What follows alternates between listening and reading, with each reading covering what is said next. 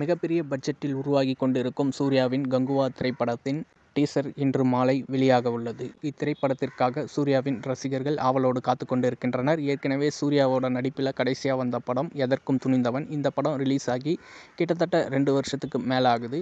இத்திரைப்படத்தில் சூர்யா 6 வேடங்களில் நடித்திருக்கிறார். தேவிஸ்ரீ பிரசாத் இத்திரைப்படத்திற்கு இசையமைத்திருக்கிறார். இந்திய சினிமாவில் மிகப்பெரிய பொருட்செலவில் எடுக்கப்பட்ட படம் கங்குவா. இத்திரைப்படம் 350 கோடி பட்ஜெட்டில் எடுக்கப்பட்டுள்ளது. அடுத்து மஞ்சுமேல் பாய்ஸ் படத்தின் வசூல் நாளுக்கு நாள் அதிகரித்து கொண்டே போகிறது. கிட்டத்தட்ட 200 கோடிக்கும் மேலே வசூல் செய்திருக்கிறது. அடுத்து பிரேமலு திரைப்படமும் அதிக வசூல் செய்திருக்கிறது. பிரேமலு திரைப்படம் 117 கோடி இதுவரைக்கும் வசூல் செய்திருக்கிறது. அடுத்து கங்குவா திரைப்படத்தை தொடர்ந்து சூர்யா நடிக்கும் புறநானூறு திரைப்படத்தை சுதா கொங்கரா எடுக்கிறாங்க. இவங்க ஏற்கனவே சூர்யாவை வச்சு சூரரை போற்று என்ற திரைப்படத்தை எடுத்திருந்தாங்க. இந்த படம் மாபெரும் வெற்றியை பெற்றது. அடுத்து புறநானூறு திரைப்படத்திற்காக கொஞ்சம் டைம் கேட்டிருக்காங்க. சூர்யாவோட படங்கள் எல்லாமே இப்போது ரொம்ப நாள் டைம் எடுத்து தான் எடுக்கிறாங்க.